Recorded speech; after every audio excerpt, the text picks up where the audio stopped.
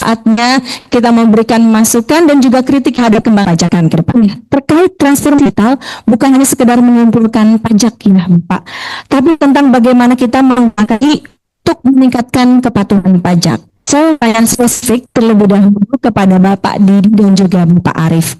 Bagaimana Pak peran pemerintah untuk kepatuhan pajak sejauh ini dari sisi para pelaku industri maupun kita semua penikmat industri di digitalisasi? Boleh dijawab sama Pak Didi dulu?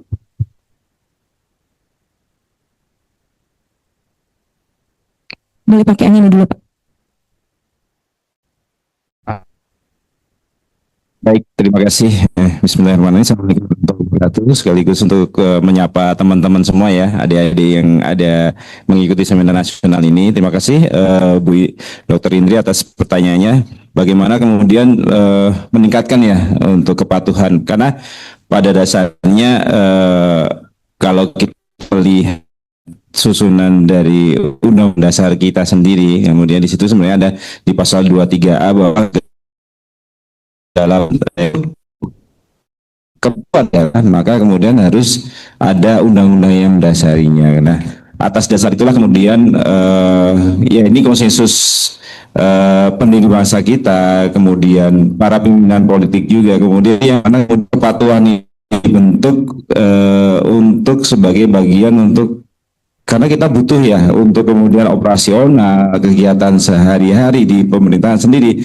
Nah, apa yang kemudian kepatuhan ini penting agar kemudian bagaimana operasional itu tetap berjalan dengan sebagaimana mestinya.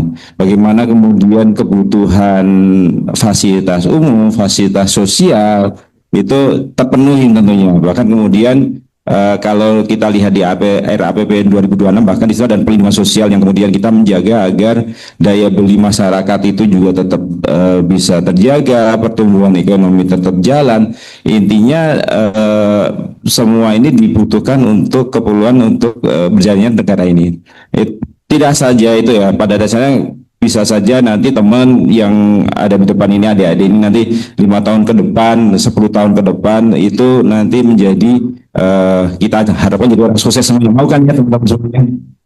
Nah, ketika jadi orang sukses tentu otomatis jadi wajib pajak. Ketika jadi wajib pajak, nah dengan adanya semua perundang-undangan terkait perpajakan, tentu kita pinginnya mematuhi. Makanya kemudian kalau kita baca di Undang-Undang KUP sendiri di pasal 12 terutama itu menyebutkan bahwa tanpa perlu misalnya nih tanpa perlu kemudian kehadiran dari teman-teman kantor pajak katakanlah untuk ini ada yang kurang membayar atau sebagainya, tapi teman-teman yang secara sistem kita kayak self assessment dari kalau mereka sudah terpenuhi secara subjektif aku daftarkan karena NIK nanti sudah bisa menjadi dan semuanya nanti berharap ke sana ya sudah cukup bagus sih dan konteks itu berjalan. Nah ini yang kemudian bagaimana nanti sudah tercukupi secara objektif subjektif itu maka kemudian mendaftarkan diri tanpa perlu ada istilahnya di pengawasan dari kantor pajak, tanpa perlu diperiksa mereka sudah memenuhi kewajiban berpajaknya dari mulai daftar NPWP, menghitung, kemudian membayar dan melaporkan. Nah, ini satu konsep yang kemudian bagaimana kepatuhan warga negaranya, karena ini sebenarnya juga harus dibangun sejak kecil ya. Bagaimana kita mematuhi rambu-rambu lalu lintas, tidak melanggar ini sebagai bentuk itu untuk sebagai bentuk bagaimana itu menjadi ketika sudah tumbuh menjadi usaha memiliki perusahaan kan di situ juga perlu memerlukan kepatuhan dari karyawan-karyawan kita. Biasanya kita juga akan menciptakan circumstance yang kemudian bagaimana agar bisnis tetap berjalan, karyawan-karyawan kita ketika menjadi pengusaha gitu kan juga harus mendapatkan kompensasi yang lebih baik. Nah itu yang kemudian kita berharap kepatuhan ini menjadi dasar bagaimana kita negara ini. Masuk juga ketika pajak sudah masuk ke kas negara, ini juga pengelola pemerintahnya juga harus ada transparansi untuk kemudian uang ini untuk apa saja, untuk fasilitas apa saja, untuk misalnya ada kalau ada untuk Indonesia Pintar ada beasiswa atau kemudian menggratiskan sekolah sampai usia SMA selesai gitu kan. Kemudian nanti masih ada LPDP kalau teman-teman mengikuti S1, S2 bahkan itu juga bisa diterapkan. Ini menjadi dasar semuanya bagaimana wajib pajak itu dengan mengelola pajaknya ini dan akhirnya juga akan kembali ke masyarakat juga. Seperti itu dari saya. Ya. Didi. Langsung saja ke Bapak Arif ya. Tadi disampaikan terkait kepatuhan. Secara teorinya kita consumer behavior untuk menjaga kepatuhan itu apakah sistemnya dulu memang harus diajarkan kesadarannya sejak dini? Terima kasih. Apakah sebenarnya kalau kita melihat ya berdasarkan data statistik kita gitu ya, apakah wajib pajak Indonesia itu sudah patuh atau belum sih? Ya, udah patuh belum Mbak? Kalau data rilis dari Ditjen Pajak dalam 3 tahun terakhir ya, yang selalu dipublikasikan itu kan tingkat kepatuhan pelaporan PT, misalnya 60-70%. Nah, sudah menunjukkan bahwa wajib pajak kita patuh. Ditjen pajak itu sudah patuh, gitu. Ditjen pajak gitu. Karena ada tren menaik gitu ya. Tapi gitu ya sebenarnya ukur kepatuhan itu kita juga bisa melihat dari tax ratio, gitu ya. Dan di OECD ukuran kepatuhan dari aspek tax ratio itu sudah menjadi semacam best practice gitu ya. Sehingga untuk melihat indikator seberapa kuat otoritas pajak gitu ya dalam tanda kutip memaksa wajib pajaknya untuk patuh itu sekali digunakan tax ratio. Nah, sayangnya gitu ya dalam beberapa tahun terakhir ini kalau kita melihat tax ratio Indonesia itu ada kecenderungan gitu ya. Tax ratio Indonesia itu paling tinggi itu adalah ketika kalau tidak salah tahun 2014 ya Pak ya. Ketika saya ketemu di Periksa karena waktu itu memang itu juga lebih tinggi dibanding sama sebelumnya. Seperti saat itu tax ratio kita tuh mencapai persen. Sejak saat itu kita rendah. Sekitar 2 tahun yang lalu itu di bawah 8% ya Pak ya. Gila. Ya, 8, sekian persen gitu. Itu kali pertama kita itu benar-benar dalam sejarah Indonesia itu paling rendah gitu ya. Ini bisa rendah gitu ya. Banyak faktor gitu, yang dalam kaitannya dengan sistem demokrasi sebenarnya. Jadi ada kaitannya dengan sistem demokrasi yang kita pilih gitu ya. Jadi salah satu penelitian saya ya sudah saya publikasikan di Februari 2020 kemarin. Jadi sebenarnya ada kaitan antara demokrasi dengan pajak. Kenapa? Dalam sistem demokrasi sehat itu wajib pajak sebagai bagian dari satu ekosistem masyarakat ya. Jika dia ya maka partisipasi publik ya dalam melihat jauh, maka sistem demokrasi yang sehat itu akan pajak itu akan jadi jauh patuh.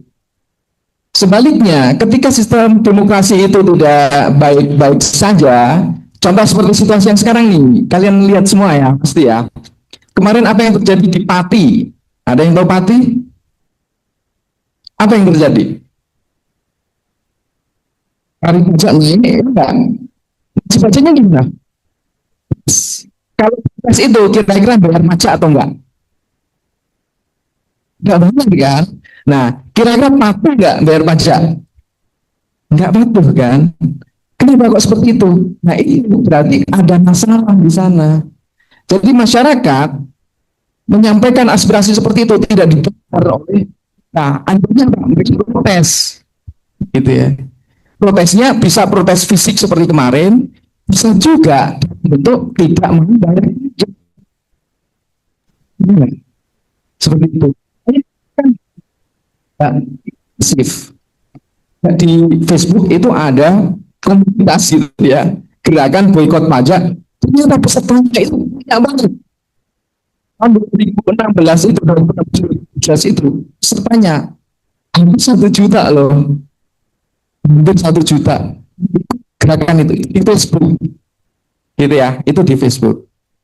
Nah, ini artinya apa? Berarti sistem demokrasi kita nggak baik-baik saja. Makanya, gimana supaya kepatuhan ini meningkat? Salah satu upaya yang harus dilaksanakan adalah demokrasinya harus diperbaiki.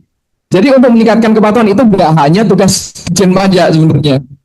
Dijen Pajak kasihan gitu loh. Kalau cuma dibebani ini, karena apa? Sebagian wajib pajak itu tidak membayar pajak karena protes terhadap kebijakan pemerintah yang nggak tepat. Ya. Contoh misalkan kebijakan pemerintah yang nggak tepat. Kayak sekarang yang baru terlihat kan misalkan seperti pembangunan kereta cepat ya. Ternyata waktu kemarin kata Dirut PT KAI, ya nggak?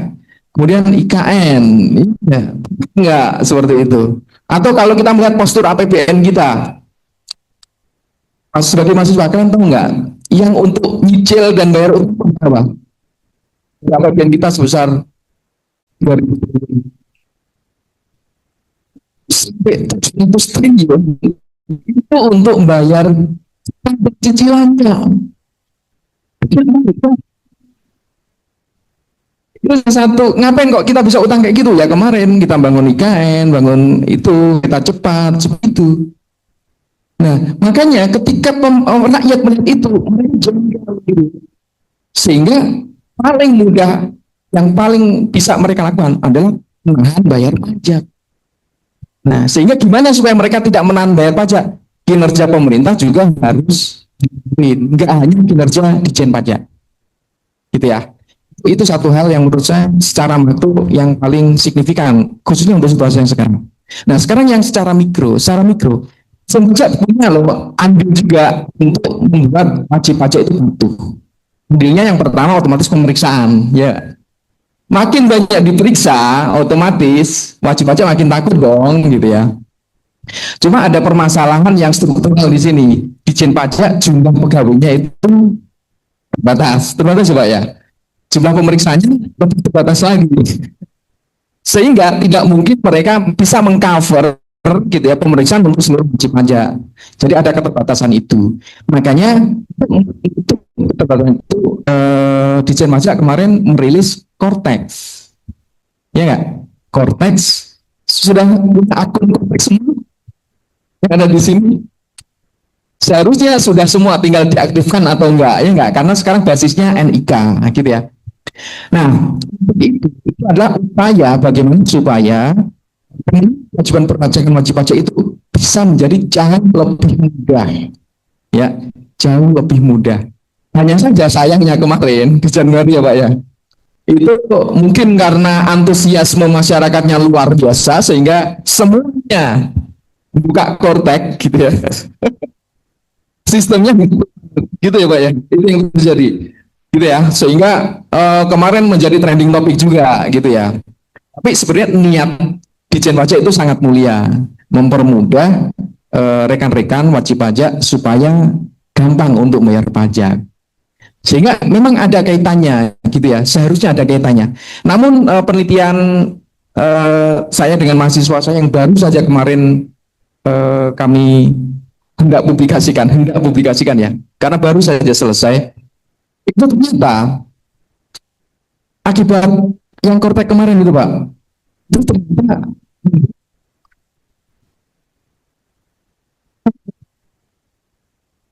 aman ketika mereka mengakses Cortex-nya itu.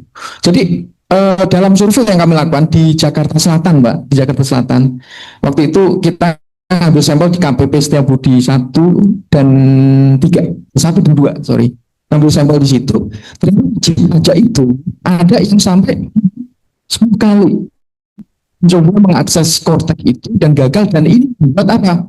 Persepsi mereka terhadap patuh itu jadi. Meskipun begitu, ketika kita tanya, apakah kamu itu senang dengan adanya Cortex ini? Mereka tuh senang. Tapi ketika kita tanya pengalaman yang menggunakan, itu rendah. Artinya apa? Artinya sebenarnya masyarakat itu sangat berharap bahwa Cortex itu bisa mengangkat administratif burden mereka. Mungkin apa ya, mereka terkait dengan pajak hanya saja karena mungkin kemarin itu masif dilakukan sehingga itu membuat persepsinya tidak negatif. Tapi saya yakin kota kan makin hari makin bagus ya. Saya yakin sedikit demi sedikit nanti bisa memberi gitu ya dijen pajak yang sudah dibangun bertahun-tahun. Mungkin itu. Ya, terima kasih Pak Arif. Jelasannya secara teoritis dan kajian langsung ya dari Pak Arif. Baik, langsung saja saya ke Mas Reza. Mas, sebagai consulting ya dalam bidang perpajakan dan Mas juga menjadi wajah milenial kita saat ini terhadap kita anak muda juga peduli. Kita juga harus bayar pajak. Sejauh ini dengan transaksi yang berbasiskan digital, apakah konsumen merasa jauh lebih mudah atau merasa bisa jauh lebih banyak cheatingnya nih gitu? Gimana Mas Reza? Oke, terima kasih Mbak Indri untuk pertanyaannya. Jadi kalau dari perspektif saya dari sisi biasa pilih sisi wajib pajak ya. Ketika kita diskusi mengenai kepatuhan pajak digital, itu kan salah satunya bentuklah adalah si Forex itu. Nah, kalau dari sisi kami itu selalu mengedukasi wajib pajak itu dengan cara kenapa kita harus semakin aware mengenai perpajakan. Gitu ya. Kalau kita baca dalam satu jurnal itu tahun 2021 itu memperlihatkan bahwa kompleksitas administrasi perpajakan itu ketika mengalami penurunan 10% itu bisa berdampak pada aktivitas bisnis sekitar 1,3% hingga 3,9%. Nah, ini menunjukkan bahwa sebenarnya administrasi perpajakan yang efektif dan efisien itu mempengaruhi aktivitas bisnis yang cukup lumayan dari segi persentasenya. Nah, kemudian adalah kami juga coba menjelaskan apa yang mau dituju dalam Cortex itu sendiri. Salah satunya yang kami jelaskan adalah mengenai si tax administration. Jadi kalau kita baca di OECD itu merilis bahwa ada tax administration 1.0, 2.0 sama 3.0. Cortex sendiri itu berada pada tax administration 3.0. Nah, kalau kita flashback sendiri ke tax administration 1.0, itu kita bisa tahun 2000-an awal atau 90-an di mana semuanya itu dijalankan dengan bentuk kertas gitu ya. Jadi SPT itu kalau dulu saya ingat tuh waktu saya masih kecil lah, kalau 2000 saya masih kecil banget, itu SPT itu pakai kertas yang kita sobek-sobek tuh. Jadi yang kayak dibandel terus kita sobek satu persatu. Untuk faktur pajak juga begitu. Nah, kalau kita lihat ke tax administration 2.0 itu kita bisa lihat karena kita baru selesai menjalankan itu. Jadi sebenarnya secara konsep itu sama 1.0 sama 2.0, tapi yang berbeda adalah 2.0 itu semua lebih digital. Jadi ada teknologi di dalamnya, tapi teknologi itu tidak menjadi satu kesatuan. Nah, yang tax administration 3.0 itu yang sekarang berada di Cortex. Nah, jadi kalau sisi OECD itu menjelaskan kayak gitu ya. Jadi apa yang wajib pajak lihat itu mungkin hanya dari segi aplikasinya, IoT dan sebagainya. Tapi kalau di dalamnya itu banyak data-data yang saling berintegrasi, mungkin dari sisi kependudukan, terus dari sisi bank dan sebagainya. Nah, kami selalu mencoba menggunakan pendekatan ini untuk menjelaskan ke wajib pajak kenapa kita harus aware sekarang. Dalam beberapa kesempatan seperti yang kami adakan dengan Kanwil itu tahun Jaksel 2 di bulan November 2024 itu pesertanya cukup banyak dan salah satu yang besar juga di Kanwil bersama dengan di Kapral. Itu seperti karena kemarin itu kami pesertanya dari berbagai macam. Kita nggak adanya di Jakarta Selatan, tapi pesertanya kita tanya dari mana aja, dari Sukabumi, dari Bandung, dari Bogor, dari Jakarta itu datang karena mereka pengen tahu, karena itu udah di bulan November dan Januari itu udah akan menggunakan Cortex. Jadi dari sisi wajib pajak tuh pengen banget tahu. Nah, sehingga dengan berbagai kesempatan kami menjelaskan mengenai si Cortex itu, kami berharap sebenarnya wajib pajak itu sekarang semakin aware gitu ya. Jadi tax administration 3.0 itu memudahkan sebenarnya wajib pajak. Kayak sesimpel gini deh, kalau zaman dulu itu di contoh di e-faktur deh. Di e-faktur itu ketika kita sudah bayar, kita mesti lapor lagi. Nah itu kan ada dua proses. Sedangkan kalau di sisi sekarang di konteks itu ketika kita sudah bayar itu otomatis sudah terlaporkan gitu. Jadi kayak sesimpel kecepatan tangan, semuanya udah berjalan untuk kepatuhannya. Nah, dengan coba menggunakan itu, kami berharap sebenarnya wajib pajak itu menjadi semakin aware. Kenapa masalah KTP, masalah NPWP itu masalah privacy lah, itu harus dijaga banget karena dengan semakin mudahnya itu masalah privacy juga menjadi pertimbangan karena sekarang kepatuhan pajak udah menggunakan digital. Jadi hal-hal yang bersifat pribadi itu tolong untuk dijaga dengan baik-baiknya gitu. Jadi kami mencoba menggunakan pendekatan itu dan hopefully wajib pajak sekarang makin aware karena berasal dari sisi SP2DK atau dari sisi pemeriksaan itu sekarang udah bisa kelihatan nih data rekening bank saya gitu. Saya pembelian mobil bersih udah bisa nih kelihatan di SP2DK saya gitu. Dan berbagai macam informasi data dari luar negeri dan sebagainya itu semakin simpel. Tuh jadi ya kami berharap ya dengan integrasi data yang ada di Cortex itu membuat wajib pajak semakin aware, semakin patuh dan melaporkan semua harta-hartanya lebih baik. Itu sih. Ya, terima kasih Mas Reza. Kembali lagi ke Mas Reza ya. Ada beberapa hal yang tadi saya garis bawahi dari pernyataan yang Mas Reza sampaikan. Berarti sebagai pelaku bisnis sejauh ini dari RDN Consulting, ada nggak yang pernah diberitahu kepada pelaku-pelaku bisnis ketika kamu mau memulai usahamu berbasis digital dan kamu harus tahu bahwa ini loh pengenaan tarif pajaknya. Sejauh itu sudah pernah ada belum Mas edukasinya? Oke. Nah, kami selalu mengedukasi ya dalam ketika ada wajib pajak baru gitu ya. Khususnya karena saya juga masih awal 30-an gitu ya. Jadi banyak teman-teman yang mungkin terus mereka sudah kerja beberapa udah desain dan memutuskan untuk membangun bisnis. Bisnisnya macam-macam, ada di kamar, di jualan di kopi atau menuju retail. Kami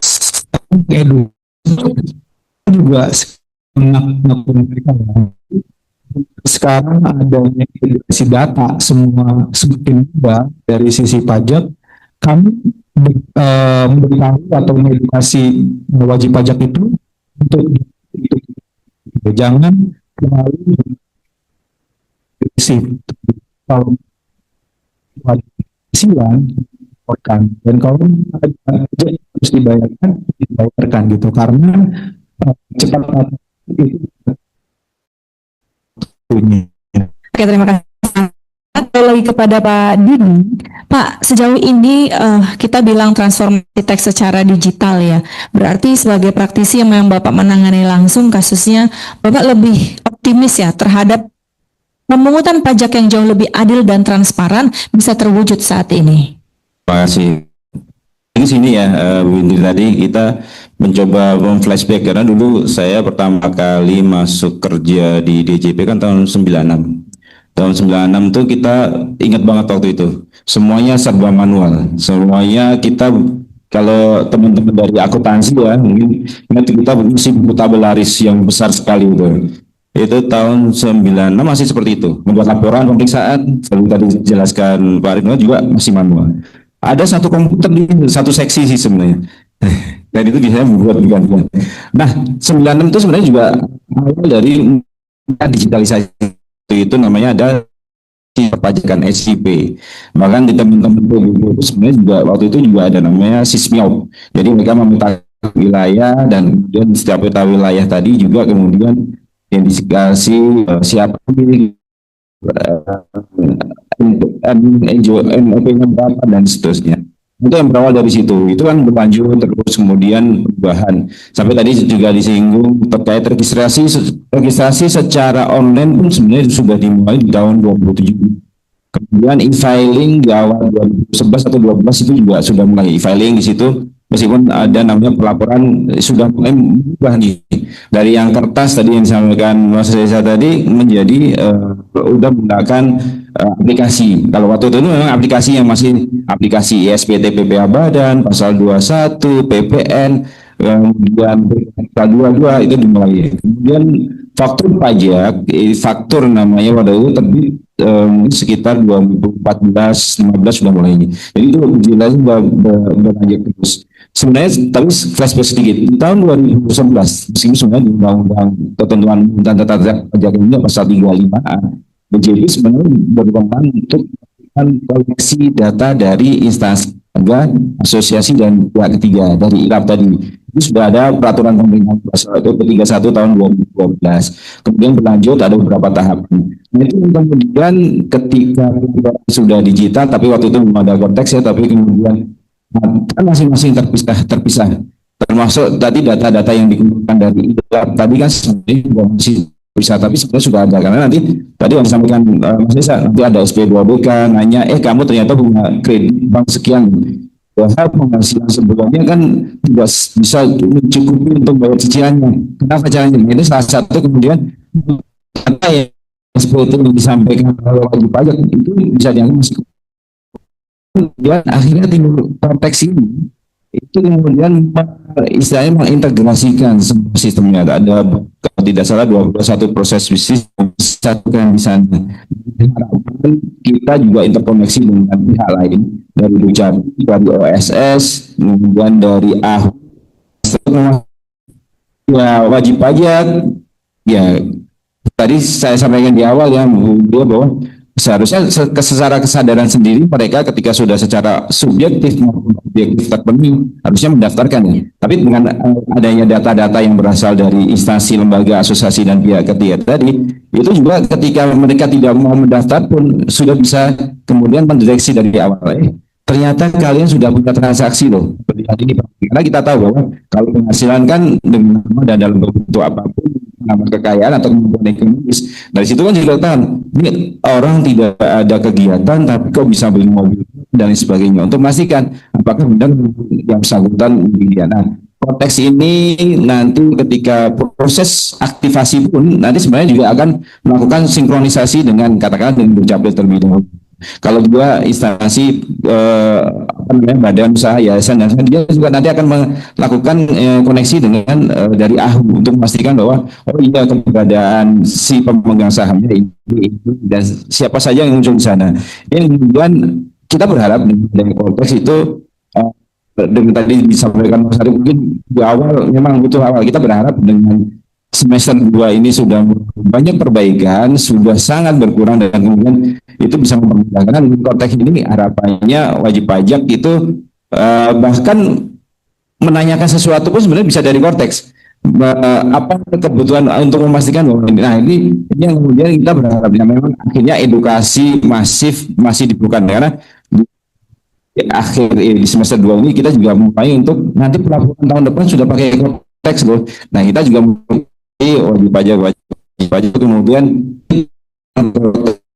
aplikasi pribadi, orang usaha, karyawan atau kemudian untuk badan kemudian kita nanti tidak terjadi chaos di saat kemudian pelaporan di tahun depan. Jangan kemudian kita berharap kalau adik-adik di sini kalau sudah ada yang bisa melakukan aktivasi ini melalui konteks seperti itu. Dan kalau misalnya nanti ternyata banyak orang yang bermotivasi kemudian baru datang di akhir Maret 2026 bersamaan dengan pelaporan kan ya itu kan sebenarnya jadi stuck di sana kan. Kita berharap mulai sekarang sudah banyak jangan ragu-ragu untuk menanyakan. Bahkan dengan ya kita satu lagi kalau tadi kan saya sebutkan ada aplikasi PPH SPT ya, aplikasi Patas 21 pasal 12. Nah, Cortex ini tidak aplikasi ya teman-teman, nanti disampaikan juga kepada orang tua. Ini sudah pakai web application. Jadi dengan web maka dimanapun tanpa perlu ganggu perangkat itu sudah bisa mengakses pemenuhan kewajiban perpajakannya. Ini yang kemudahan ini semoga ke depan sebenarnya samaan dengan ease of doing business ya. SS ini mudah-mudahan sistem-sistem ini memudahkan masyarakat dan wajib pajak berusaha dan kemudian juga memenuhi kewajibannya seperti itu. Ya. Oke Pak Didi, saya lanjut tadi bertanya terkait kan ada peran edukasi ya Pak. Edukasi itu tentunya tidak hanya hadir dari kami para akademisi, tapi sejauh mana Bapak pemerintah juga memberikan edukasi yang nyata kepada masyarakat bahwa ini ada aplikasi, sekarang bayar pajak jauh lebih mudah, jauh lebih transparan dan lain-lain. Ya, terima kasih. Akhirnya kan teman-teman di unit baik KPP, KP2KP kalau yang lebih kecil lagi sebenarnya yang levelnya setara dengan eselon 4 itu sebenarnya sekarang masih terdepan proses korteks, tanya jawab korteks bagaimana melakukan pertama bahkan kemudian di Januari 2025 ini bahkan sangat masif pajak yang kemudian sehari dikajak untuk memastikan bahwa berjalan. Ketika yang belum aktif konteksnya belum aktif juga, kenapa nggak ingin nunggu di pada pulang?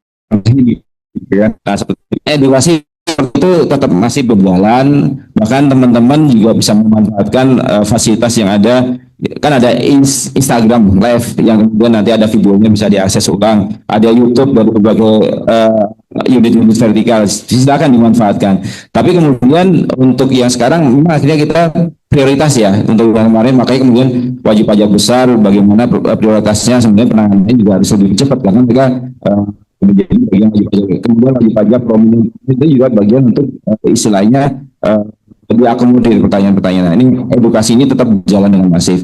Seperti kita tahu, meskipun kita sih berharap ke depan ini juga menjadi bagian bagaimana teman-teman sekarang yang mahasiswa nanti ketika selesai sudah siap ya dengan perpajakan. Kemudian kalau boleh jujur dari tahun 2010-an ya itu kan sudah mulai inklusi bagi itu juga ke kampus-kampus, kemudian ke SMA, dan sekarang tahun ini sudah mulai ke SMP untuk memastikan inklusi berjalan bahwa ya kewajiban perpajakan dulu, tapi kemudian nanti ke depan juga ini menjadi bagian penting ketika sudah aware, sudah ketika dia secara subjektif atau objektif juga terpenuhi, mereka juga ternyata dimudahkan dengan adanya korteks. Ini tetap berjalan sampai saat ini, bahkan sampai dengan pelaporan ini pasti akan berjalan dengan masif proses untuk edukasi korteks ini. Gitu. Oke, terima kasih Pak Didi. Selanjutnya saya ingin menanya dari pandangannya akademisi Pak Arief. Kalau tadi transparansi sudah diiyakan oleh kedua narasumber kita bahwa adanya korteks membuat transparan transaksi dan juga pemungutan pajaknya. Nah, saya mau tanya dari asas keadilannya Pak. Bagaimana kita dapat menilai bahwa tarif tersebut kita kategorikan proporsi atau kategorinya adil ya Pak? Ketika pada saat kita lihat banyak sekali UMKM yang menghitung, tapi juga terhalang Bapak dengan dan pajaknya yang merasa itu masih terlalu besar. Ya, terima kasih Bu. Oke, ya memang korteks itu adalah salah satu indikasi mungkin ya atau niat baik dari Ditjen Pajak bagaimana mereka ingin bahwa pajak itu secara transparan dengan equal treatment, aplikasi yang sama seragam diterapkan pada seluruh masyarakat Indonesia. Tapi ini benar sekali bahwa sebenarnya ketika kita bicara tentang pajak ya, sama itu yang selalu menjadi prinsip dasar pertama tentang pajak itu kan prinsip dasar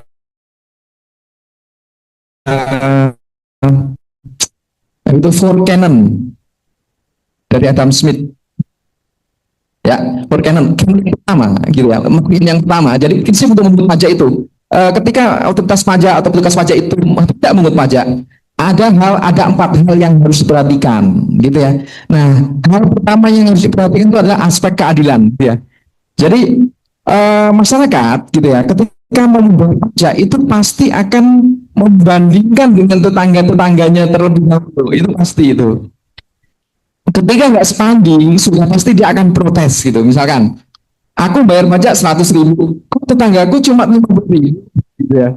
Itu pasti protes gitu ya. Dan itu pasti protesnya kalau terakumulasi itu nanti akan berkaitan dengan pajak, seperti itu. Atau kalau misalkan nggak berkaitan dengan itu, gitu ya, itu nanti dia akan lebih vokal gitu ya terhadap petugas pajak gitu ya, marah-marah terhadap petugas pajak seperti itu gitu ya, seperti itu. Maka aspek keadilan ini pasti akan menjadi salah satu aspek yang paling fundamental yang menjadi perhatian mereka. Nah, kemudian bagaimana ketentuan perpajakan kita? Apakah sudah memperhatikan itu, gitu ya? Nah, kalau kita melihat PPH, kita lihat di situ ada tarif progresif, ya nggak? Tarif progresif itu sebenarnya didesain untuk sangat mempertimbangkan aspek keadilan, khususnya keadilan yang sifatnya distributif, gitu ya. Maksudnya kalau orang nggak begitu kaya, yang bayar pajaknya nggak begitu besar. Orang yang super kaya, karena dia memanfaatkan fasilitas negaranya jauh lebih banyak, maka dia harus membayar pajak lebih banyak lagi, gitu ya. Nah, undang-undang PPH kita itu adalah salah satu undang-undang mungkin yang di Indonesia ya, yang paling adil atau yang paling dekat dengan keadilan. Hanya saja permasalahannya gitu ya, di situ ada PTKP. PTKP yang seragam baik di Jakarta maupun di Yogyakarta ya Pak ya. Bapak dari Jogja ya Pak ya. Nah, PTKP kalau kita melihat perspektif PTKP di Jakarta, oke, mungkin nggak begitu besar karena apa? Karena UMR Jakarta besar. Tapi coba kalau misalkan kita ke Jogja, PTKP ini jadi terasa apa ya Pak ya? Betul kan? Kenapa? UMR di Jogja sangat rendah di bawah PTKP. Gitu. Nah, inilah yang seringkali memicu gitu ya, memicu masyarakat gitu ya menjadi protes. Gitu. Seperti itu. Gitu ya. Ini aspek PPH gitu ya. Nah, kalau PPN. Nah, PPN itu gitu ya. Sayangnya sama sekali tidak memperhatikan aspek keadilan. Ya enggak? Orang miskin tetap bayar 11% dong ketika belanja Indomaret gitu ya. Ini ketika kita belanja ini harus bayar 11% juga. Ya. Berkaya. Makanya PPN itu sifatnya regresif. Makanya sebaiknya PPN itu jangan terlalu masif. Katalah masif makin bagus karena makin distributif, keadilan distributifnya makin tercapai. Tapi PPN sebaiknya enggak gitu ya. Cuma masalahnya mungut PPN itu jauh lebih efisien dibanding mungut PPH. Ya enggak? Mungut PPN kan gampang, memungut ini kan mudah. Pak Didi langsung kemana? Ke pabriknya. Tolong mungut gitu kan? Gampang kan? Dapat banyak gitu. Dalam satu kali nyentuh wajib pajak langsung dapat banyak. Kalau PPH satu-satu, iya nggak? Ibu penghasilannya beda kan dengan bapak. Nah ini treatment pajaknya beda. Nah petugas pajak seperti Pak Didi nggak boleh tuh misalnya maju mereka, saya nggak boleh. Nah sehingga apa? Harus individual, ya nggak? Ketika individual ini berarti Pak Didi harus mencurahkan resourcesnya jauh lebih banyak lagi gitu. Sehingga untuk memungut PPH itu, apalagi PPH orang pribadi ya Pak ya, itu memang dibutuhkan resources yang jauh lebih banyak gitu ya.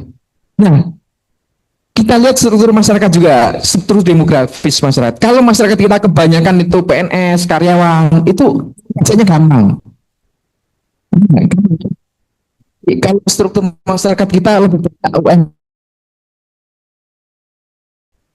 seperti Indonesia, UMKM banyak. Sulit.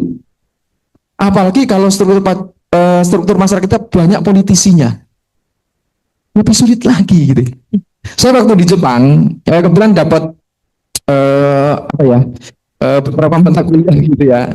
Itu yang ngisi itu tugas pajak Jepang gitu ya. Dia tuh ngomong seperti ini. Ya ini insight buat kita, bagus banget ini insightnya gini. Ini pemeriksa yang ngomong. Kami pemeriksa pajak di Jepang itu bisa mengestimasi penghasilan seorang karyawan itu 90 sampai 95%.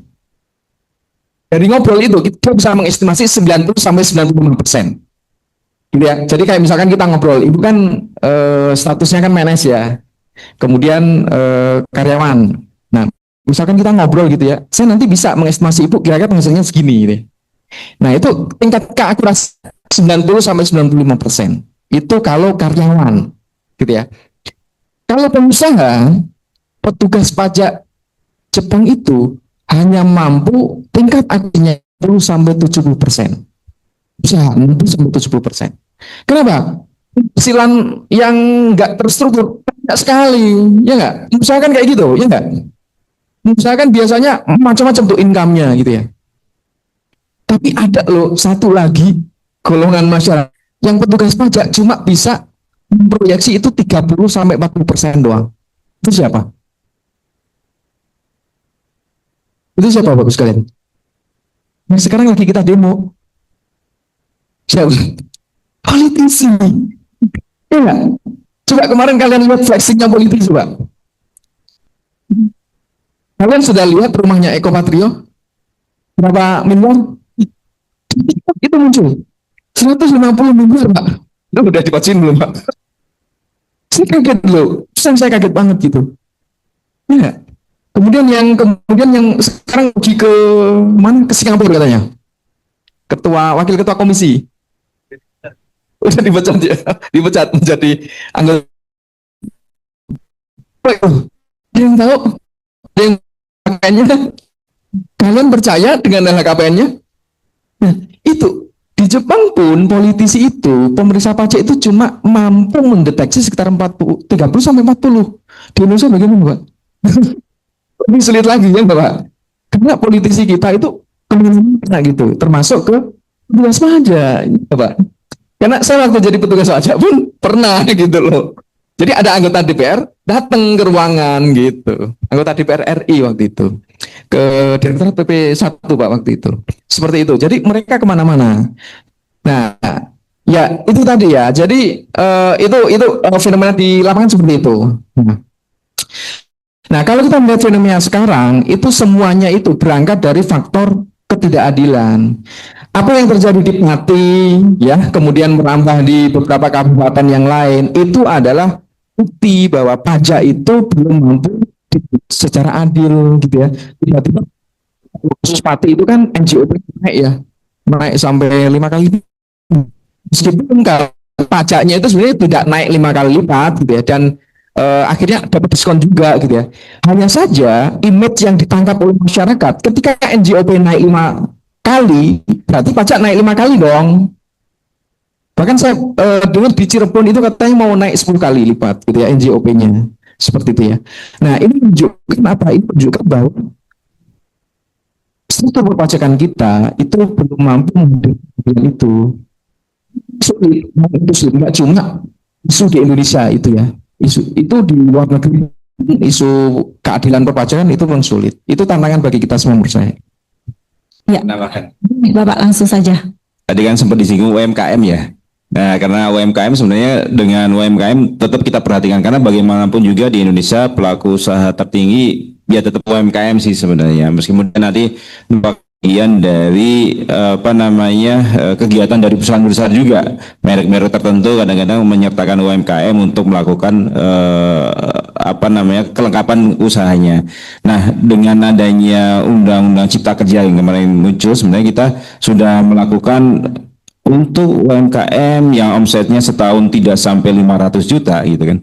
Sebenarnya nggak perlu dikenakan pajak tuh, Pak. Jadi memang ketika usaha UMKM pengusaha yang memang omsetnya di bawah 500 juta setahun itu sebenarnya nggak perlu dipungut pajak.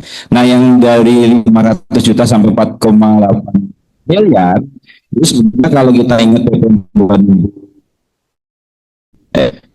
sebenarnya 1%. Nah, omset 4,8 dan dikenakan 1% itu cukup berat bagi usaha.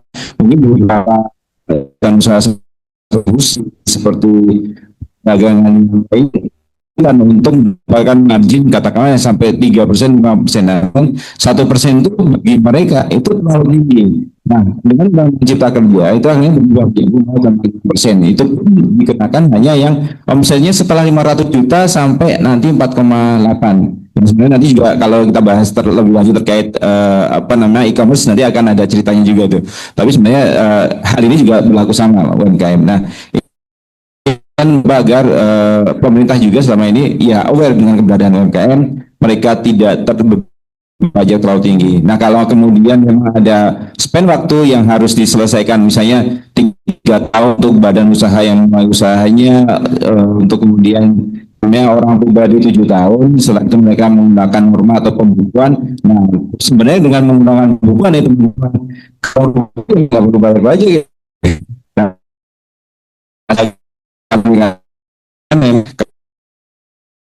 itu di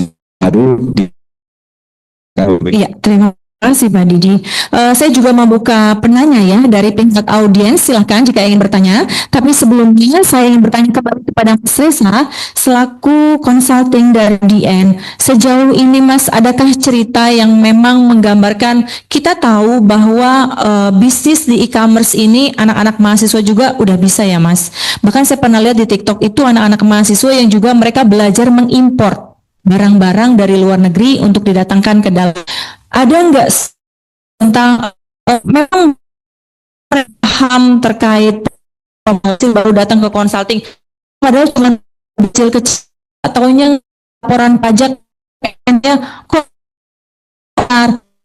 justru malah yang sama Mas adalah pelaku sengaja tolong dong jangan ini besar, gimana ya cara bayarnya, saya masuk endorse 100 juta gimana ya Mas, kali Mas Reza ya Oke, terima kasih Mbak Indri untuk pertanyaannya. Jadi gini sih, kami di RDM itu setiap tahun ada bisa kami jalankan dan Januari hingga bulan April. Kan nanti deadline SPT itu gitu ya. Nah, berdasarkan kegiatan dijalankan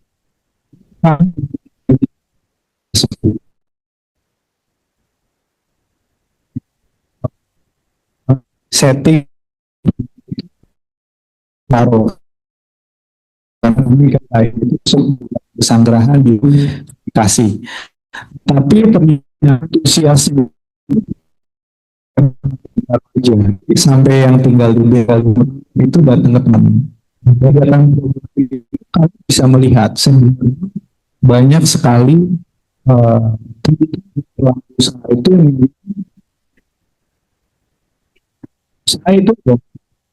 ya bisnisnya pesan aja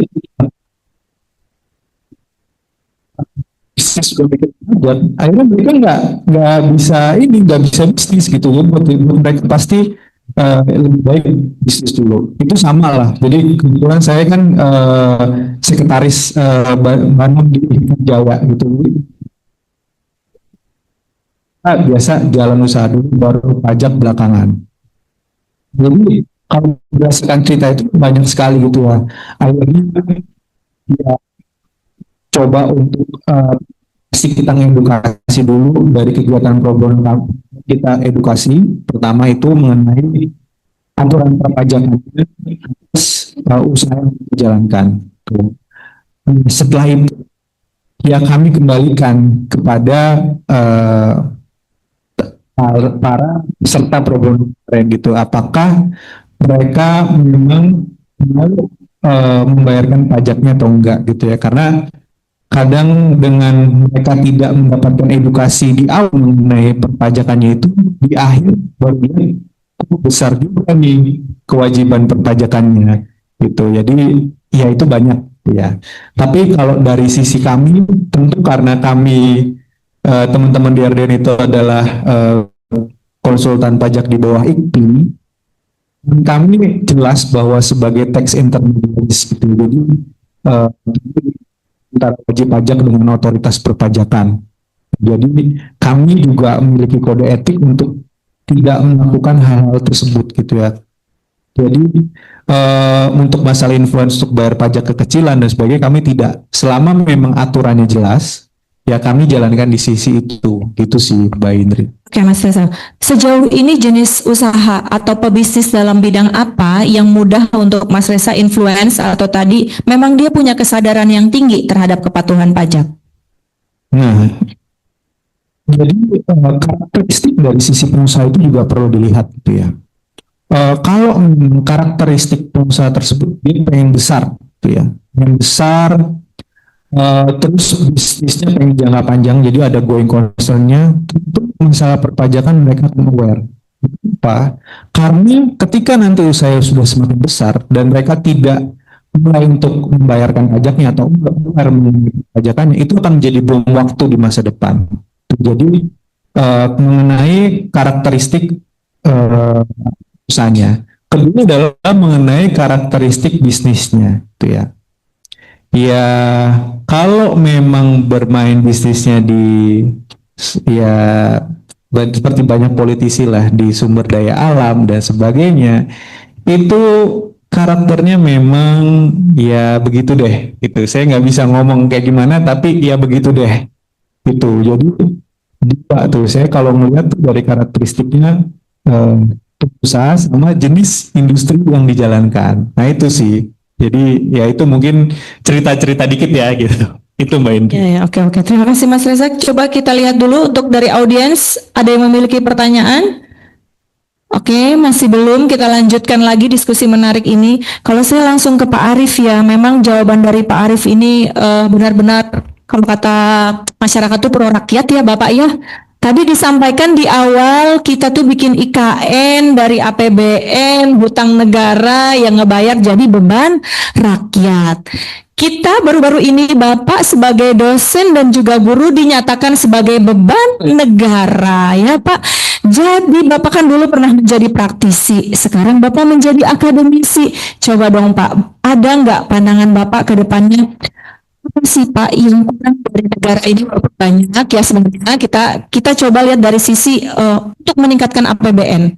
Masyarakat ini kan nggak mau ya Pak, kok negara ngutang terus tapi pajak pun kita yang dipungut terus-terusan.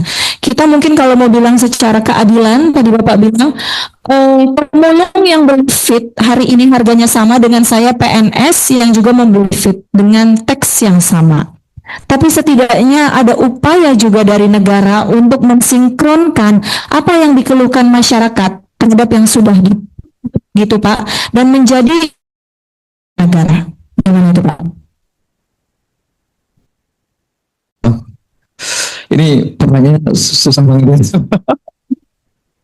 Baik, terima kasih Bu Menteri. Jadi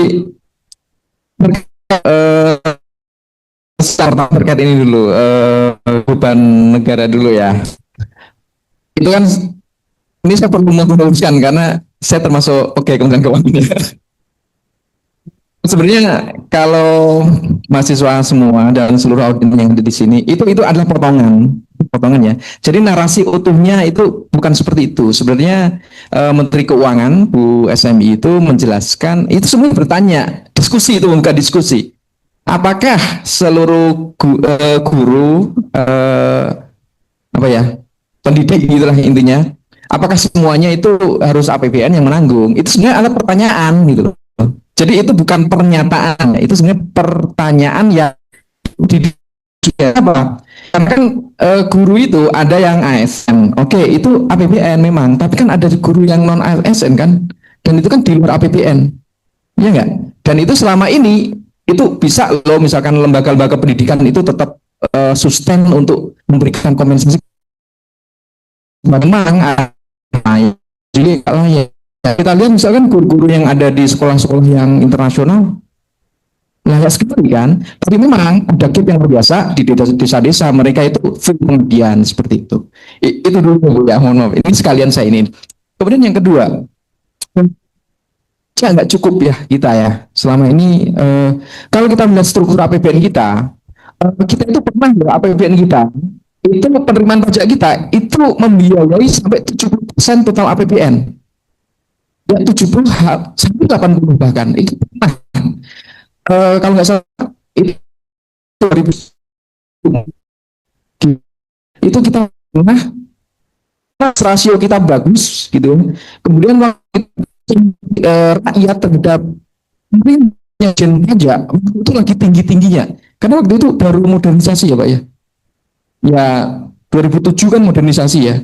Nah, impact-nya itu di 2010 sampai 2014 itu saya melihat Ditjen Pajak itu luar biasa karena memang waktu itu Ditjen Pajak itu mendeklar ya aku modern loh, aku nggak lagi menerima gitu, dan itu luar biasa. Nah Kenapa kok itu sekali ya? Karena itu itu meningkat gitu ya. Nah sekarang pemerintah itu sedang berupaya bagaimana naikkan itu lagi.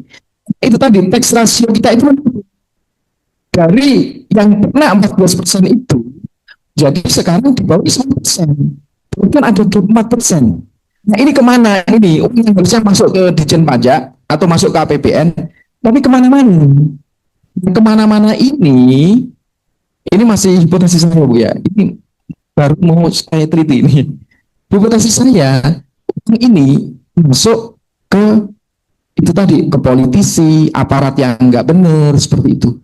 Karena apa? Dalam perspektifnya wajib pajak, mereka itu sebenarnya sudah mengalokasikan dana ya untuk pajak aparat. Sebenarnya berapa? Best practice di dunia internasional itu 20% dari laba mereka. Gitu ya. Jadi mereka itu sudah oke lah, ini misalkan aku laba 100 juta gitu ya. 20 juta ini pokoknya ini untuk kepar. Maksudnya bukan untuk gitu ya. Yang 80% laba ini untuk aku gitu ya, untuk kompensasiku sebagai pengusaha. Yang 20% ini itu untuk lain-lain. Permasalahannya ketika aparat kita itu banyak yang korupsi tadi itu tuh akan diberikan. Jadi wajib pajak itu akan memilih tuh ini untuk pajak, tuh ini untuk aparat yang nakal. Tapi aku nggak mau lebih dari 20%. Sehingga apa yang dikorbankan? Yang dikorbankan adalah yang dibayarkan kepada petugas pajak. Kepada Ditjen Pajak, Ya, yang resmi itu diiniin. Kenapa kok yang bayar resmi itu dikurangi? Kenapa? Karena pajak itu tidak memberikan kontraprestasi secara langsung. Ya nggak? Coba. Yang di sini kan bayar pajak semua. Dapat prestasi kompensasi apa? Kemudian pasti susah untuk menjawab jalan bagus, gratis juga kan, nggak dapet kok kan kayak gitu. Karena karakter pajak seperti kita nggak mendapatkan kontraprestasi langsung atau kompensasi langsung, makanya kecenderungan kita untuk shifting besar. Berbeda dengan ketika kita membayar ke oknum. Coba ngurus KTP, dapat kompensasi langsung nggak kalian? Ngasih duit? Dapat kan? Langsung kan? Oke, ngurus yang lain lagi. Iya kan, SIM. Begitu kita ngeluarin uang, langsung jadi saat itu juga. Kontraprestasinya langsung. Sehingga apa? Wajib pajak itu akan memilih tuh. Mending ini. Aku ngurus izin, misalkan kayak izin tambang tadi ya, industri ekstrak. Langsung nggak dapat. Mending nggak langsung.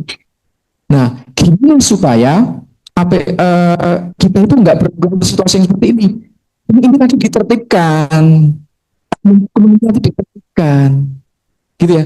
Makanya ketika kita melihat ada oknum yang main, laporkan, viralkan, seperti itu apa? Itu adalah upaya kita membantu Pak Didi untuk memenuhi APBN, gitu ya. Cara kita seperti itu, gitu ya, sebagai warga negara yang baik.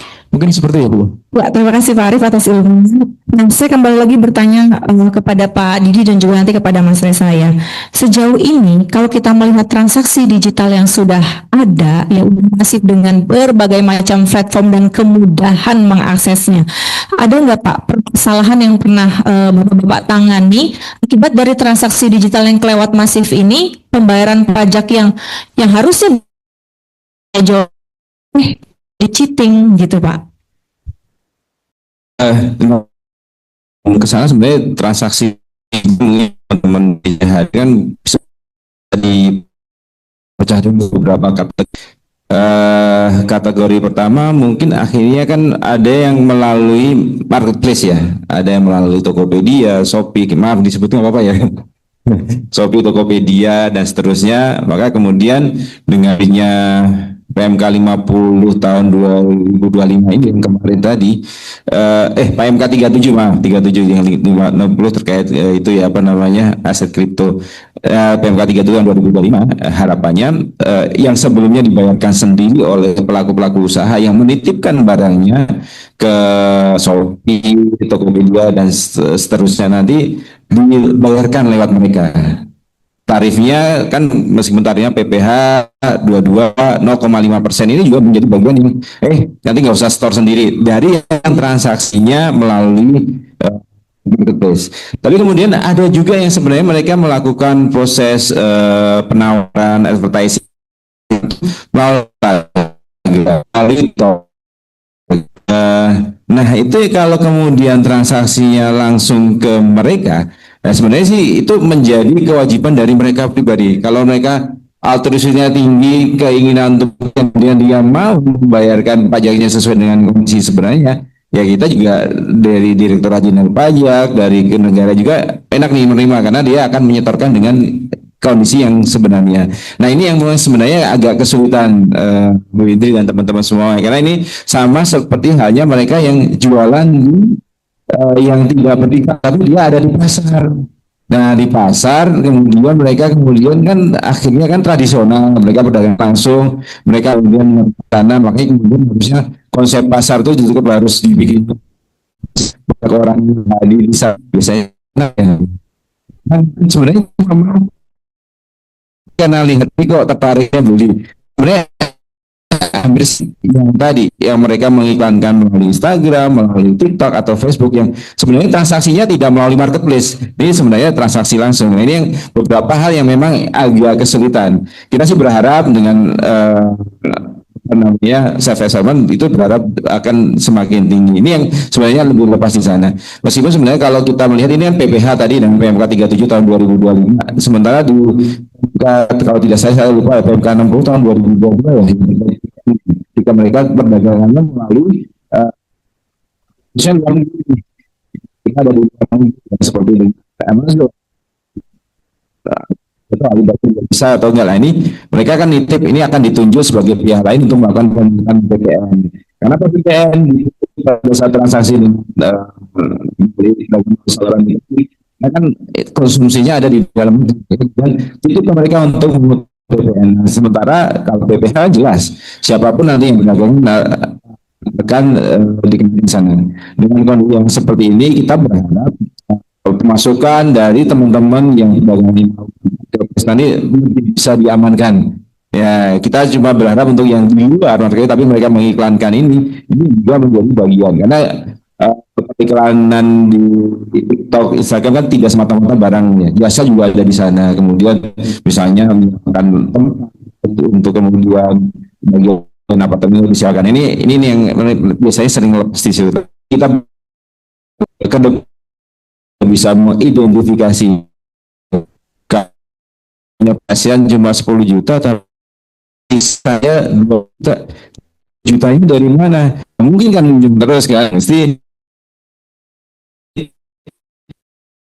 dilapor ke kita melakukan ini loh ada konsumsian gini membayar apa kok hasilan ini yang tadi ada bisa ada pengawasan di sana untuk memastikan bahwa sebelum diperiksa rupanya kan sebenarnya di pasal 8 itu ada kemungkinan wajib pajak untuk melakukan pembetulan terlebih dahulu tanpa kemudian dilakukan pemeriksaan, misalnya dari pengawasan, dari misalnya pada saat mereka dilayani di tempat pelayanan terpadu itu bisa sebenarnya untuk itu. Nah kemudian kalaupun sudah diperiksa sebenarnya juga mereka juga nanti masih bisa melakukan pengungkapan ketidakbenarannya atau dilakukan pemeriksaan bukti permulaan sebelum penyidikan juga mereka bisa mengungkapkan ketidakbenaran perbuatannya. Seperti itu. Kita berharap sih itu yang mungkin agak sering karena memang kesadaran levelnya kemudian edukasi kita menyasar banyak orang termasuk adik-adik mungkin kesadaran tinggi itu yang kemudian bisa masuk ke kas negara dengan sendirinya gitu. Jadi izin Pak, tadi bisa untuk menangkap pajak sosial media. Nah, oke. Selanjutnya Mas Reza, bagaimana Mas selama ini yang sudah ditangani terkait para klien yang memang memiliki bisnisnya tadi berbasis Instagram ya, sosial medianya, atau tadi yang lagi marak kan ada TikTok ya Mas? Pada prinsipnya kalau dari sisi kami selalu mendukung semua kebijakan pemerintah gitu ya, karena kami yakin apa yang mau dituju oleh pemerintah itu hal yang baik gitu ya. Itu yang pertama. Nah kedua, memang untuk itu pasti butuh edukasi yang banyak. Nah, tapi sekarang pekerjaan anak-anak sekarang tuh jadi keluar itu memang sangat sulit untuk kasih kepada mereka, walaupun sudah ada tapi itu yang kedua, porsi edukasi ke teman-teman, entah yang penjual e-commerce, penjual atau influencer dan youtuber, itu hal yang penting juga. Nah, dan yang ketiga adalah senang sekali gitu ya dengan adanya integrasi data ini.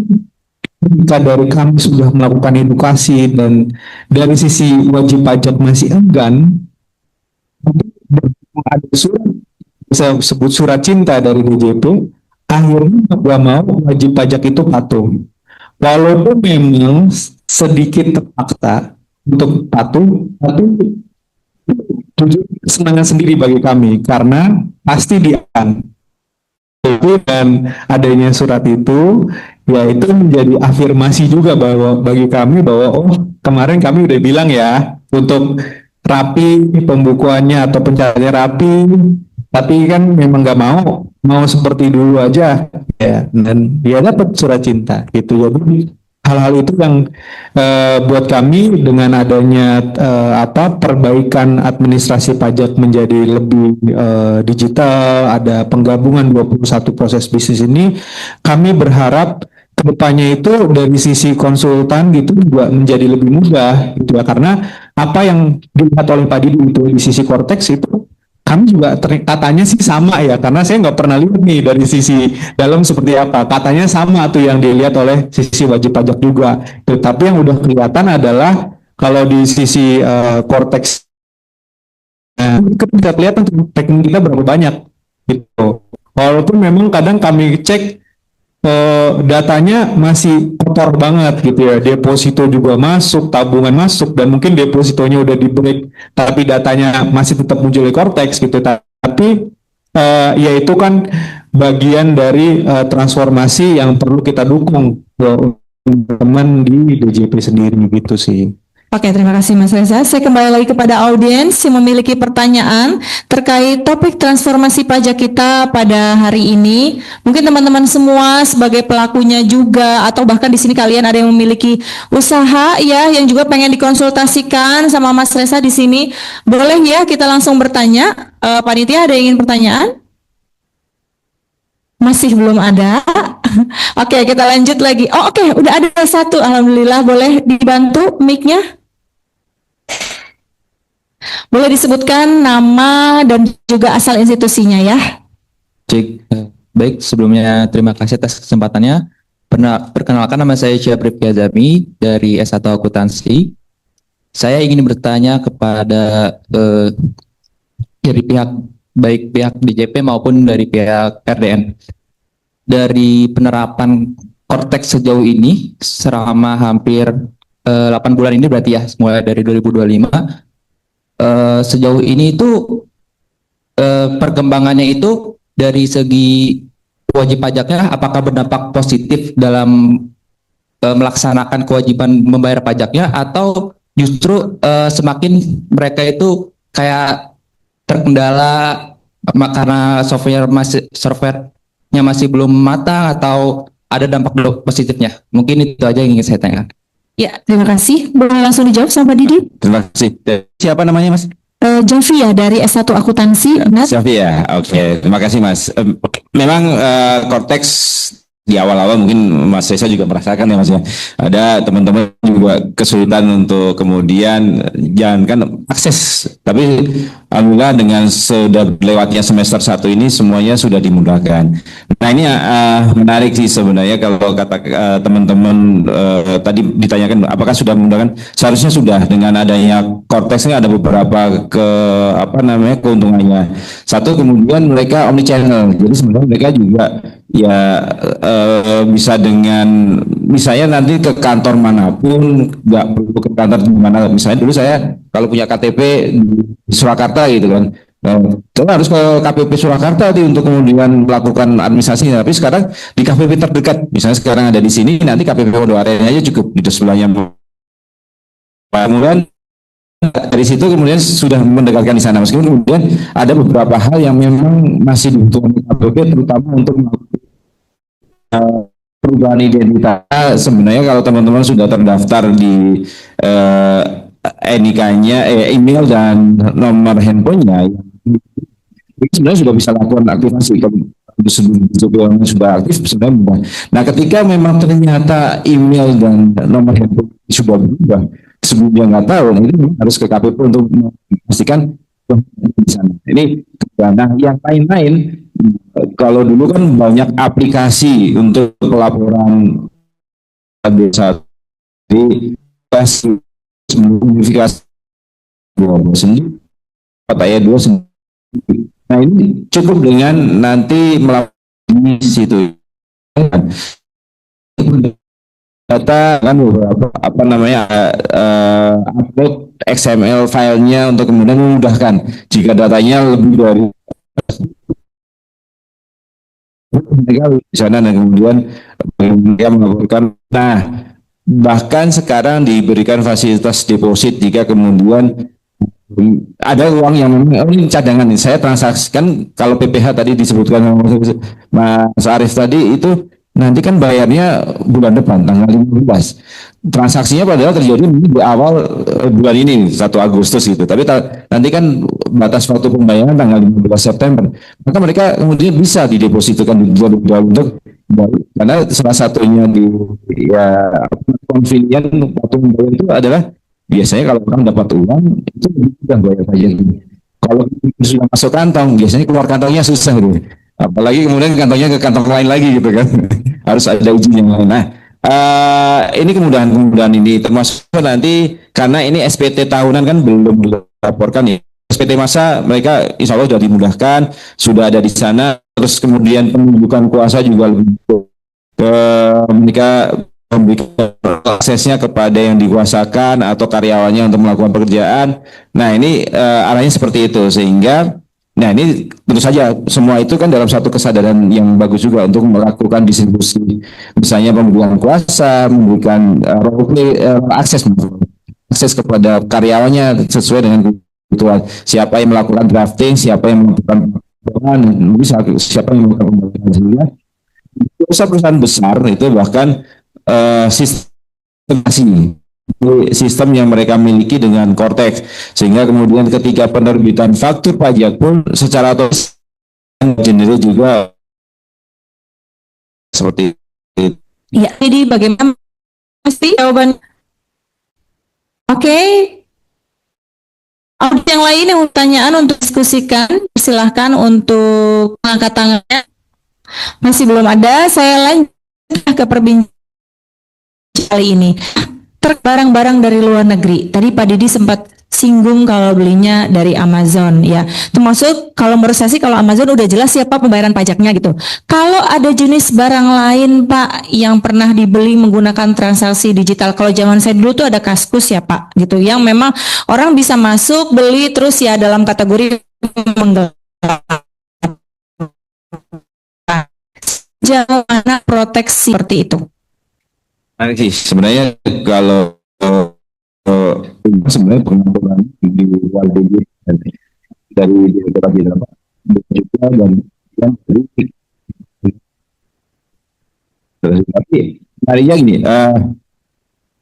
karena ada beberapa poin untuk impor. Kalau langsung sih sebenarnya nanti langsung tertuju sih sebenarnya kepada pembelinya. Misalnya saya beli nih, begitu saya impor pengirimannya langsung ke saya. NIK-nya nanti karena saya sudah terdaftar NWP, NIK-nya nanti catat di saya. Nanti tinggal teman memanggil ini belum melakukan pembayaran pada kedua-duanya akan yang bisa, karena penghutang pajak ya salah satunya kemudian ada pihak lain yang terlibat, salah satunya kalau barang juga itu yang kemudian kas barang. Nah, ini yang kemudian ini tadi agak menyinggung bagaimana sih kalau misalnya UMKM mereka pengen ekspor dan impor gitu kan ya. Kalau impor ini sekaligus memasukkan di sini, kadang-kadang kalau apa ya jenis barangnya. Mungkin ini sebenarnya ada pedagang sih sebenarnya. Tidak mungkin kemudian tidak ada pedagang yang mengimpor barang yang jauh besar kemudian ke mas kalau mereka pedagang impor itu sebenarnya nanti formnya pasti ada pasti di sana dan kan itu sudah tercatat nih, sudah tercatat di Bea Cukai, maka masuk ke sistem kita seperti itu. Nah, yang menarik kalau kemudian ekspor ini kita boleh ketika ekspor UMKM kan kalau melakukan ekspor kan nggak mungkin mereka ekspor satu kontainer full. Mereka akan digabung-gabung. Nah, digabung-gabung ini kalau ketentuannya sebenarnya masih ada agregator atau apa ya, misalnya agregator ya, mereka ada yang dikumpulkan seolah sebenarnya importir juga ada namanya. Kalau importir saya lupa, importir juga sebenarnya ada yang ngumpulin. Ini umur satu kontainer tuh terjadi pemiliknya juga macam-macam. Nah, ini kenyataannya identitasnya hanya satu orang kadang. Nah, satu orang sebagai distributor. Sebenarnya importirnya karena sistemnya masih satu kontainer satu dokumen itu melibatkan ini yang kemudian, nah itu sebenarnya sudah tercatat di nah, pada saat benar nggak impor, kalau satu kan kalau tidak mereka menjelaskan saya perempat nih, yang 3/4-nya orang lain silahkan kami impornya melalui apa namanya, ini kebetulan nama saya dipakai untuk impor. Ini pada saat proses klarifikasi ini memastikan siapa yang memiliki kewajiban perpajakan yang sesungguhnya tadi, itu yang sebenarnya pada saat kita melakukan klarifikasi gitu. Iya, kalau dari Mas Reza sejauh ini ada nggak klien yang memang dia berbisnis menggunakan barang yang datang dari luar, terus tadi ada permasalahan terkait pajak atau tadi ada kuotanya, Mas? Ya, sejujurnya ada. Ya, jadi apa yang Pak Didi bilang itu benar gitu ya. Jadi memang masalah untuk benar itu bisa dibagi-bagi, bukan cuma 4, bisa lebih banyak lagi gitu ya. Kadang karena biasa kan kalau pebisnis yang kontainer itu mereka mau kontainernya full tuh. Berarti ketika kontainernya itu full, ya kalau barangnya kecil-kecil ya jadi banyak gitu kan. Nah itu. Tapi ya kalau dari sisi kami ya pada prinsipnya ya kami menjalankan yang benar gitu ya. Jadi kalau memang itu ada objek pajaknya dan harus bayaran ya dibayarkan gitu. Jadi mencoba untuk jangan tutupin gitu. Sama lagi balik lagi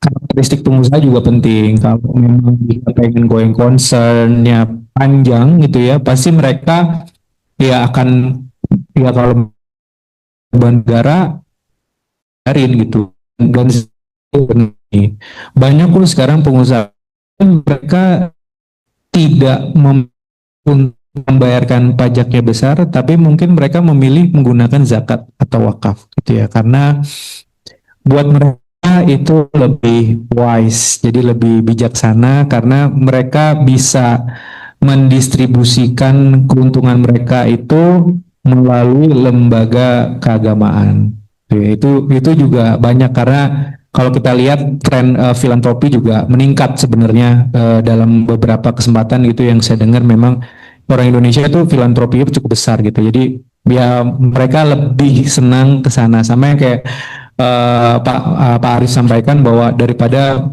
kita harus membayarkan pajak itu yang porsi 20% ke aparat yang mungkin ya mungkin menerima secara langsung dan sebenarnya gitu ya.